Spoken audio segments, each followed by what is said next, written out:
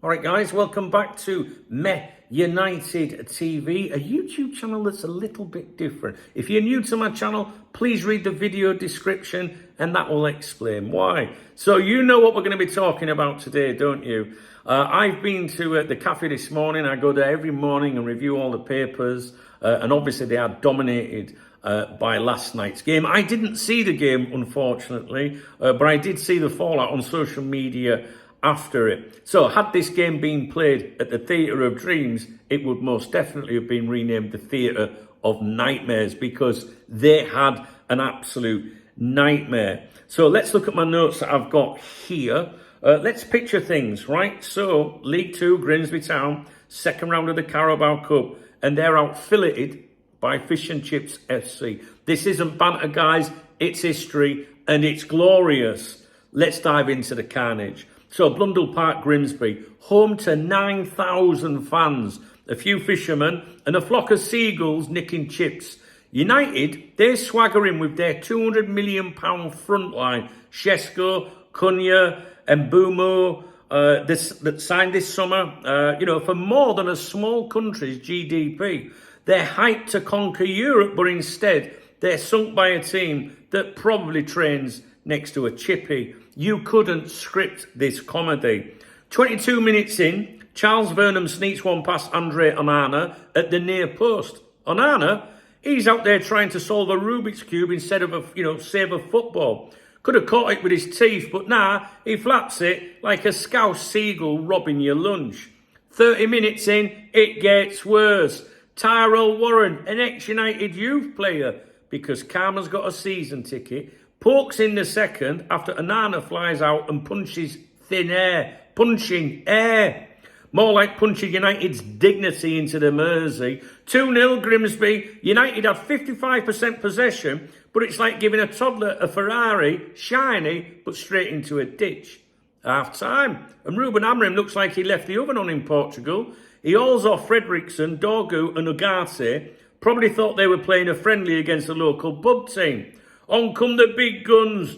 Bruno Fernandes, De Ligt and Mbumo joins the fray. 75 minutes in, and Mbumo now on, bags his first United goal. Nice one, Brian. Pity it's against a side wearing wellies in a Merseyside monsoon. Then, the 89th minute, Harry Maguire, yes, slabhead, the meme lord himself, heads in a Mason Mount corner, 2-2. United fans think they've dodged a bullet. Spoiler, they're about to hit by a cannon called penalties.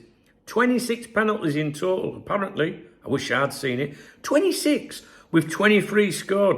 This wasn't a shootout. It was United signing a suicide pact. Onana saves one from Clark Odio, probably dreaming he's Alisson for a split second. Matheus Cunha steps up to win it for United and skies it to the moon. That ball's probably still orbiting. Sudden death. And then Mbumo, their earlier hero, smashes the bar. Boom. Grimsby win 12-11. Fans storm the pitch like they've just won the Champions League. And honestly, they've earned it more than United ever will. Now, Amorim, after the match, the best team won. No spin, just brutal honesty. And he's spot on. Here's the history lesson. First ever United defeat to a fourth-tier side in the Carabao Cup. First second-round exit since MK Dons spanked them 4-0 in 2014. First meeting with Grimsby since a 1-1 draw in 1948, 77 years ago. And last time Grimsby beat them, 1947, 78 years ago. The Mariners are back and they've sunk United's ship again. Now, I don't know if all these stats are right, but this is what I've got here in front of me. This is worse than MK Dons, worse than York City in 1995. This is rock bottom. Raise a pint for Grimsby. Giant killers, cod sellers, absolute legends. They've got Sheffield Wednesday next in the round. Sheffield Wednesday next in round 3. United, they first face Burnley this weekend. Good luck, Scott Parker. He'll be probably licking his lips around now, won't he? United, they spent £200 million this summer and they're still relying on Slabhead to save them. And Arna's flapping like he's auditioning for a Seagull documentary. Amorim's big rebuild Looks like FIFA career mode on rookie settings. And the Glazers probably eyeing a new yacht while Old Trafford sinks into the mud. Drink it in.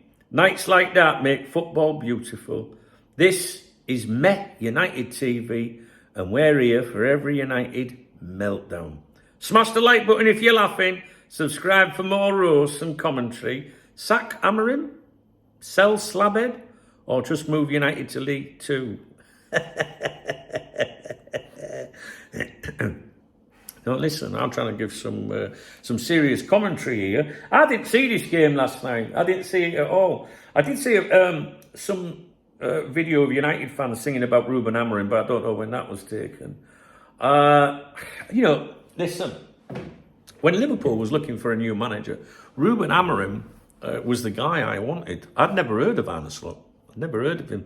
Well, I tell a lie. I actually wanted Xabi Alonso, but when it became clear he wouldn't be coming in, Ruben Amorim was a big name. He was doing ever so well.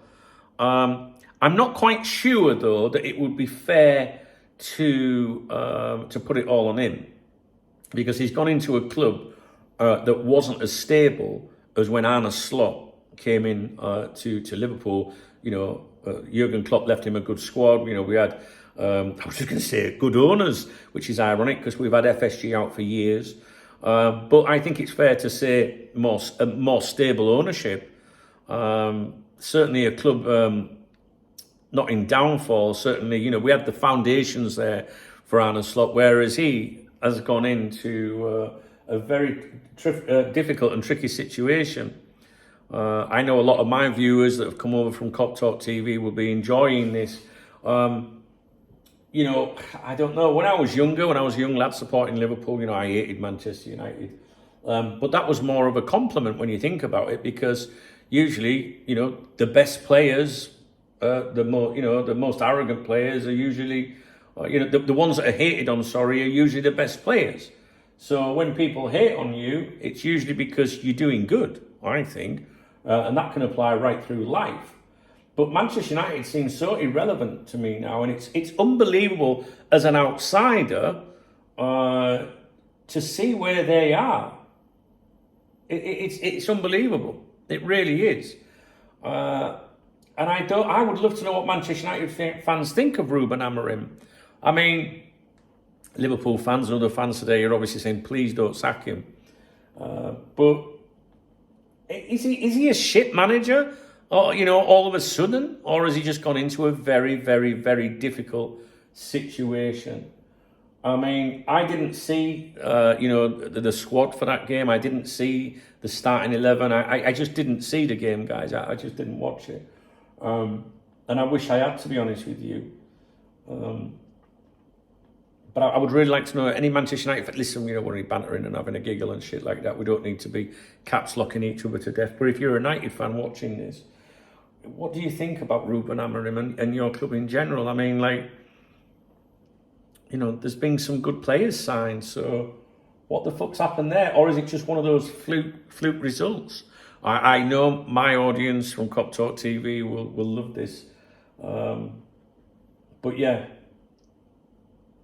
It is funny, but you've got to be careful because, you can run your mouth like this, and anyone, Man United fan that's wound up by this video or something, they'll be waiting for Liverpool to slip up and do the same. It does happen in football, but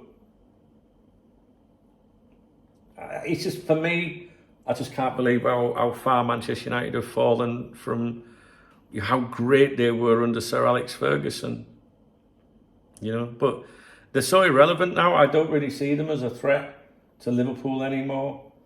I just don't. But I don't know what the answer is. Time? Maybe it is time. Further investment? I don't know. All right, guys, I'll leave it with you. I'm sure some of you have had a little chuckle.